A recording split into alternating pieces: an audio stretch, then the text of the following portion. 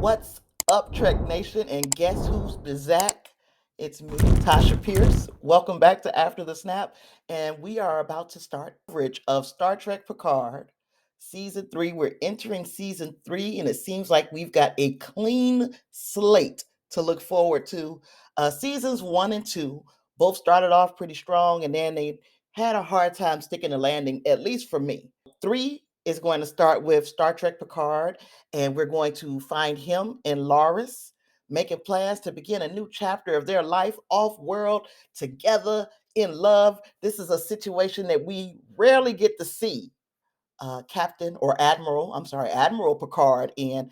And we know that this is probably too good to be true. We probably won't get to see it. And while he's making these plans to start this new life with Loris, there's an old TNG era comm badge that's going off in one of his packages that he is packing up to take with him. And we find out that it is a coded transmission from none other than, well, before we get into that, there was some confusion as to whether this version of Loris that we meet in season 3 is the same one that was the supervisor in season 2.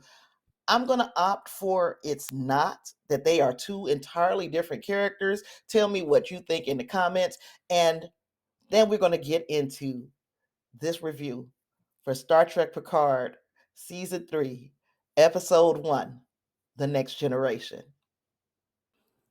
The Next Generation is an apt title because we going 1-2 way back, y'all. We are going back to the era, or at least we're going to get the feels of an era when the Next Generation, that crew was all together. They're going to bring the band back together again. We know this because we have been watching all of the press leading up to Star Trek Picard season 3, and then there were also some visual clues in this episode of Star Trek Picard. To first begin with, the font that was used in the title cards. That is our old school TNG font. We also got a very touching dedication to Annie Wershing. Annie Wershing played the Borg Queen last season on Star Trek Picard season 2, and she has lost her battle with cancer. So she, right now this is a fresh loss to the Trek family. So condolences to the family of Annie Wershing, the Star Trek family, and rest in peace. Long live the Queen. During the cold open, we find ourselves on the SS Elios. That is a starship being commanded by none other than Beverly Crusher. Now, we know that Beverly Crusher has been separated from Starfleet and has been out of contact with her old crewmates from the Enterprise for at least 20 years. She is on a mission of doing Doctors Without Borders, but she's doing it Star Trek style, going to all the worlds that Starfleet may have forgotten. Well, this ship is being boarded by hostile forces, and we see badass Beverly dressed like she is coming right out of Wrath of Khan, taking a phaser and going to war with these people who have boarded her ship. These are the strange bird-looking people that we saw in the trailers. Well, Beverly dispatches of these hostiles, even to the point where she's not firing phaser to stun, she is firing to kill. So she kills these hostiles, but she was injured in the process. Now, on the ship with her, we know that there is at least one unidentified male that she intentionally kept out of this phaser fight. While she was in the midst of this battle, she was able to send out that encoded message to Picard saying that she needed help. This was a rescue call for her in the writing system. She gave a coded message that would only be decoded by him or someone who was on the Enterprise many years back. And she also asked him to trust no one, to keep Starfleet out of the loop on this whole thing. She needed him to come and rescue her without Starfleet. Now the only questions that we have is who are these people that boarded her ship and who is the unidentified male that's on the ship with her. Okay, so we got this gratuitous scene of Picard kind of halfway asking Loris for her opinion on how he should handle this encrypted message that he received. And we know that Loris is going to tell him that you have to go and save this woman. This is your friend. You have to go to her aid. I also know that that means that there will be a time, or there will be an amount of time that I will have to wait for you, that you're not going to come off world with me right away. So that lets us know that we ain't going to see Laris no more until the end of the season. Bye, Laris. Of course, Picard is not going to go on this mission alone. So we see him a little later meet up with Riker at 10 Forward. Now, 10 Forward is all decked out for Starfleet Frontier Day. So this is probably going to play a major part moving forward in the season. Frontier Day seems to be front and center of what's going on in this season. Uh, so when he meets up with Riker ahead of this Frontier Day and he explains exactly what's going on, Riker says, "Oh, I know what she was talking about when she said hellfire at the end of this encrypted message. That was during a time when you were out of commission." And by out of commission, he kind of means that's when Picard was Locutus. And we don't get too much, we don't hang around in that area too long. We just have it mentioned and we keep going with the plot.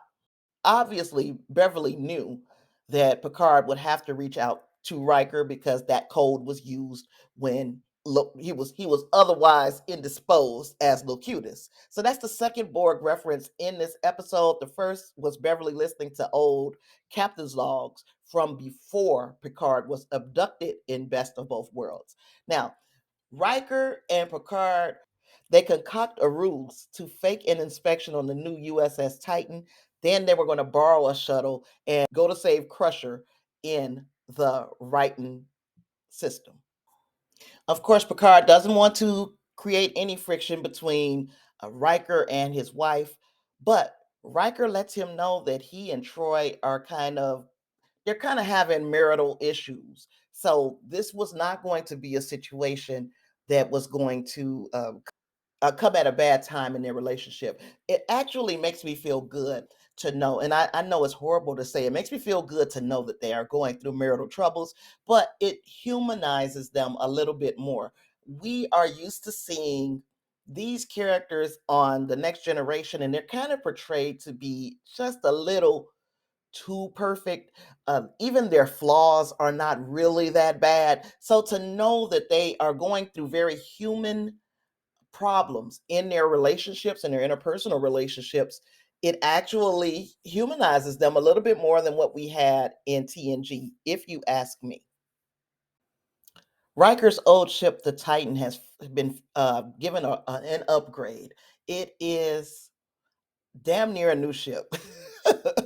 But it is currently in space dock, and that is where Picard and Riker will go to meet up with the Titan and her new crew and new captain.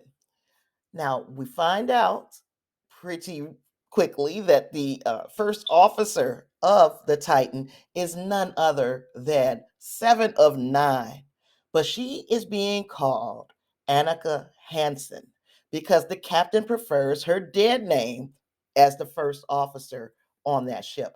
That is like one of the first ways that we know that this captain is not going to be a walk in the park, or having a relationship with him is not going to be a walk in the park, is uh, that he is forcing Seven to use Annika Hansen when she is far more comfortable with Seven. It's a much stuffier environment on the ship. Lots of pomp and circumstance on the ship.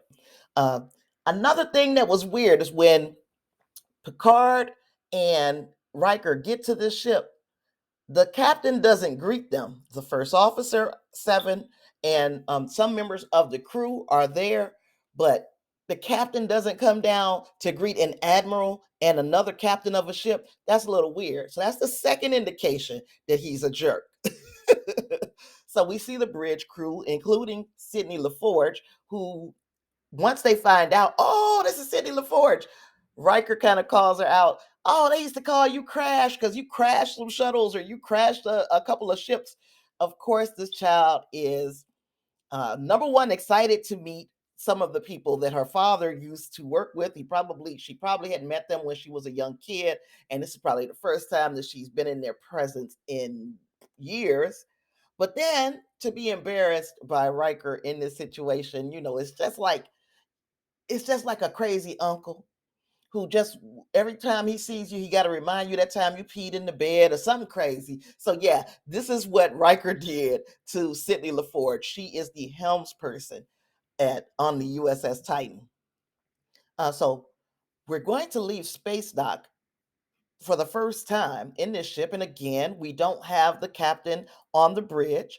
We do have Admiral Picard and Captain Riker. So it was automatically assumed that the Admiral would take them out of Space Dock, but he passed that honor on to Seven, and she took him out of Space Dock. And let me tell you, baby, when that ship came out, and we got all of those money shots. We went all around it. We got almost every angle of the ship. It's a beautiful ship. It was a beautiful thing seeing it come out and to hear Seven given those orders for them to take it out of Space Dock. She looked like she was very comfortable in the captain's chair, even to the point where Picard says, you'll probably make a great captain one day, until later on in this episode when she do something that probably will probably make that a little bit difficult. So, as I've already stated, the captain did not meet them on the bridge. He did not greet them as they boarded the ship. In fact, he told Seven, Annika, that he would like to have dinner with them. So they believe that they're going to meet the captain for dinner. And when they get to his uh, dining area, he's already eaten. Shaw is already eating dinner. Oh, by the way, the captain's name is Liam Shaw.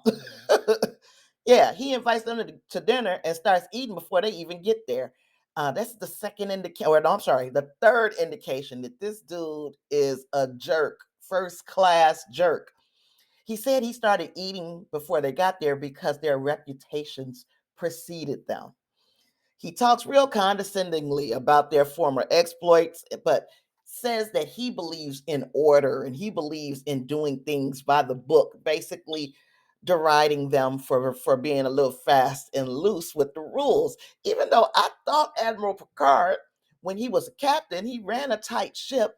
They just found themselves in positions at times where they would have to think more on their feet instead of waiting for permission. They might ask for forgiveness. So, as they're eating, Picard and Riker try to finesse him into leaving off of their preordained course and taking him over to the writing system and, doing something different on their first run out of Space Dock. And Shaw hears their request and answers flatly no. Just no, I'm not going to do it. But he did say he loved them. He was like, believe me, I love you guys. And when he said it, I'm like, well, you got a real strange way of showing it because you're telling an admiral and another captain, I refuse to even listen to your request, basically. So he said he's not going to do it. You cannot take my ship to the writing system, but I have arranged quarters for you, and I hope you guys are comfortable. Now we already know there's something going to be wrong with these quarters because of the way that he said that. I hope you guys are comfortable. We find out later it's some bunk beds, y'all, for an admiral and another captain. Have you ever in your long-legged life seen Captain Picard puts a delegate from Starfleet or anywhere for that matter in some quarters with some bunk beds? But anywho, Seven was even trying to intervene on behalf of Riker and Picard, and Shaw shut her down, told her he don't want to hear anything from no ex-Borgs, basically, in so many words. So there again, he's showing his bias towards the Borg and the fact that these two people used to be Borg. And believe me, if they had a choice, I'm pretty sure that both of them would be like, I wish I was never a Borg. Being a Borg is not a choice, but he seems to have a bias towards them. Does that sound familiar to anyone? Oh, but I forgot. We don't ever make that type of commentary in Star Trek. Silly me. So Picard and Riker get comfortable in their uncomfortable quarters. And as they're laying, I guess waiting for sleep to come to them and greet them, Seven calls for both of them to find out what their real plan is. As a matter of fact, she said, "Permission to speak freely, Captain or Admiral." And he gave her permission, and she was like, "Look, if you don't tell me what you guys are up to, I'm throwing both of you out the airlock." Now, Riker does not know Seven. So he's getting like, wait a minute now, wait a minute. Is this the way you talk to a captain and an admiral? And she was like, I'm not talking to an admiral, I'm talking to my friend. And Picard let him know, calm down, calm down. She could talk to me like this. So he told her, he spilled everything about Crusher and this encrypted message and how she's stuck in the writing system and they need to get over there and save her life. And she says she's going to help him. But Picard says, look, I don't want you to do anything that is going to, ruin your chances to advance in Starfleet. So she's letting him know, look, I don't even know if I want to advance in Starfleet. This is not my thing. I don't know why I let you and Janeway talk me into this. I don't like being standing around and waiting for orders and waiting to comply with what other people tell me. I can't even listen to my instincts. I can't listen to my gut. Some of the things that she had an issue with on Voyager. But anywho, we see that she's grown as an individual. She can't listen to her gut. She has to stand around and wait to be ordered to do something. And Picard said, I don't know why you think that because I never did. We never did. So Seven informs them. I already told them to take us off course and take you to the writing system against Shaw's orders. She's also arranged for them to have a shuttle to, you got 4 minutes to get the shuttle. Once everybody finds out what's going on, you got 4 minutes to go get the shuttle and get on off and go to the system and save Beverly. Okay, so as they're having this conversation on the bridge, Shaw wakes up, looks out the window, realizes they are off course. Now he ran his butt on up to the bridge. Tell Seven, you have loyaltied your way to the end of your career. And he then locks down the ship. But he's too late because Riker and Picard have already absconded with the shuttle. And when they're on the shuttle, Riker makes sure to let Picard know, I like Seven. Yeah, so she is his type of officer. This is I honestly believe that given the same type of situation, Riker would have done what Seven did. But anywho, Picard and Riker armed themselves and began searching the Helios for any sign of Crusher. So they noticed the signs of this phaser fight that she had, and they know that it ended in someone's death. And they were both like, it's not like Beverly to just take a kill shot. Somebody must have this must have been really aggressive for her to have taken a kill shot. She would only do that in self-defense. As they're moving around, they separate momentarily. Picard finds Crusher in a stasis chamber, but someone else finds Riker. Now, this unidentified male approaches Picard, holding Riker hostage. Because remember, unidentified male has been on the ship the whole time. Picard identifies himself, lets unidentified male know, look, I know you got to care about this woman because you put her in the stasis chamber. She could not have put herself there. I am Admiral Jean-Luc Picard. This is Captain William Riker, and we are here to save Beverly Crusher. Now, who the hell are you? Now, so Picard has told him who he is, and the young man identifies himself as Beverly Crusher's son. Shut the front door. Beverly Crusher got a son that's over 20 years old, which could potentially be the reason why she stopped hanging out with all her old friends from Enterprise. She didn't want them to know that there was another baby. But then there's a deeper question: who the baby daddy? Now, this baby, well, he ain't a baby now, he's a grown man. This son is over, like I say, over 20, and he has a British accent. Dun, dun, dun. Now, how would he have a British accent and he was raised around Beverly? Who knows? Maybe he was listening to uh, Captain's Logs from Picard and adopted this accent. But that's me jumping ahead because we're not even sure if he's the father. This young man who identified himself as Crusher's son suddenly says, we got to stop these pleasantries. These pleasantries get interrupted by the arrival of a big ass ship. And I'm saying this thing is probably 4-5 times the size of the Titan. Big old ship sitting out there menacing. Look at all buff out there in space. But so Crusher's son says that this ship is operated by some people who have been hunting them, and that Picard and Riker probably led this ship right to them. Each time these people show up hunting Beverly Crusher and her son, they have different faces. Changelings? Maybe. We don't know yet.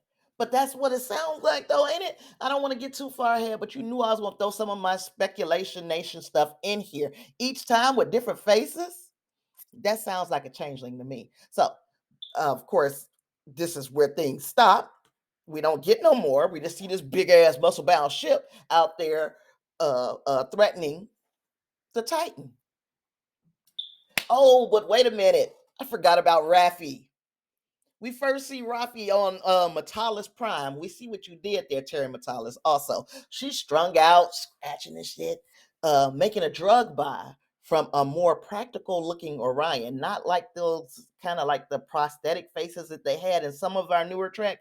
This one just looks like a man with green makeup on, and I think I like that better. But anywho, she tells him after she buys these drugs, man, I was in Starfleet, man, and they kicked me out because I had this drug habit, man. My girlfriend left me. If I had some information for a man, scratching and itching, they might let me get back in. So she goes back and forth with this Orion. She pays him a buttload of money for some information, and he tells her about the red lady. Now she tries to get a little bit more out of him, but he was like, if you don't get the F away from me, you all strung out, you hot. Get your hot ass on out of here. So she got a hot ass on out of there. But later, as we see her straightening up as she walks out of the alley, she makes contact with a handler. So she's actually working undercover for a shadowy source in Starfleet. Sounds real Section 31-y, if that's a thing to me. So, anywho, she struggles to identify who this red lady is. She's thinking, okay, is the red lady the person that is the terrorist? Is the red lady, who the F is the red lady? Is it a ship? She's trying to figure out what the red lady is until it comes to her. The red lady is probably the freaking target of the terrorist activity. But before we go there, she did contact her handler. Her handler was very short, brief with the answers, and it was never spoken. They were never face to face. It is only text based answers through the AI of the computer. So she's not getting any indication of who the real person behind these orders that she's been given is. I am of the opinion, and we can see where this goes because I speculate all the time. I'm of the opinion that it's Worf. Now, I don't have any way of substantiating this except for the fact that he uses, or that this handler uses the word warrior, says that the theft of this weapon, which is what they are trying to find with this all this information that they're gathering. There is a weapon missing that they're trying to find, and the theft of this weapon, according to the handler of Raffi, is an act of war. And just the brief way that this thing is answering and calling her a warrior made me feel like this was Worf. I could be wrong. There are some people who believe it's control. You tell me what you think. Comments, y'all. Anywho, so she finds out that this red lady is the target, and after learning that a giant red statue of Rachel Garrett is being dedicated on Frontier Day, she attempts to warn Starfleet of this threat. Now, who is Rachel Garrett? I am so glad you asked. Rachel Garrett was the captain of the Enterprise C in this episode called Yesterday's Enterprise. When that ship showed back up from a different timeline and things got a little wonky on our Enterprise in the TNG era. So that Rachel Garrett was the captain of that ship.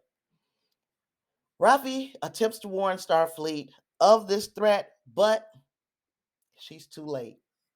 And we witness the destruction of the Starfleet Recruitment Center as it is sucked through one portal and then dropped down through another portal. And I'm telling you, we don't know how much life was lost, but that is a huge casualty list because you have them being sucked up out of one spot. So I would only imagine that everybody who got sucked up perished, and then to be dropped down into another location, everybody that was in that location is gone too. This is what I will assume. Of course, we're not going to know until next week's episode. This was a fine start to the season. A very good start. It uh, is a fast-paced kind of motion picture quality first part of what they are calling a 10-part TNG movie. I am super excited to see where it goes next week. So on my scale from 1 to 5, with 1 being meh or bad and 5 being great, I'm going to put this one at a 4.5. I don't want to get too far ahead of myself and start throwing out fives all willy-nilly. I'm trying to conserve my energy with these fives.